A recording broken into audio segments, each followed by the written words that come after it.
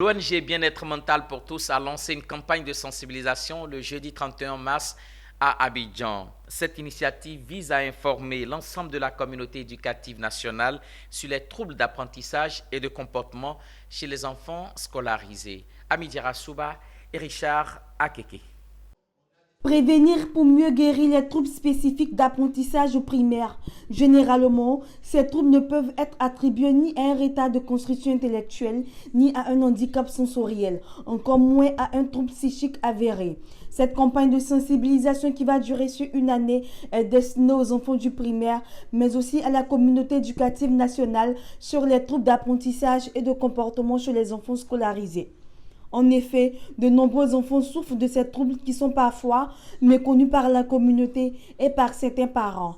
Et c'est au regard de sa difficulté éprouvée par ses parents que l'ONG Bien-être pour tous sensibilise sur les TSA pour une meilleure prise en charge de ces enfants. Ces troubles liés à certaines maladies neurologiques et d'autres troubles n'ont pas de cause neurologique, mais l'enfant, quand il va à l'école, il n'arrive pas à suivre convenablement comme ses amis.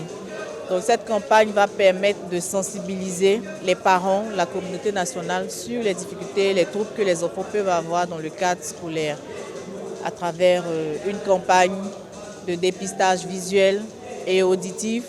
On va permettre à ces enfants d'écarter les problèmes sensoriels et psychologiques et de traiter les troubles auxquels ils sont confrontés. Quelques signes annonciateurs. Déjà à la maternelle, l'enfant ne va pas connaître les couleurs. Il va confondre la gauche, la droite, en haut, en bas. Et donc ce sont quelques signes qui présagent d'un souci que l'enfant peut avoir. Donc on peut déjà corriger cela dès la maternelle. Parce qu'un enfant qui a ça peut avoir des difficultés en lecture. Il peut avoir des difficultés de calcul, comme on appelle la dyscalculie. Les opérations seront compliquées pour lui. Il faut souligner que selon un rapport du PASEC évaluant la qualité des systèmes éducatifs en Afrique subsaharienne francophone, il y a plus de 55% des enfants en début de scolarité qui n'ont pas atteint le seuil suffisant de l'échelle des compétences en langue.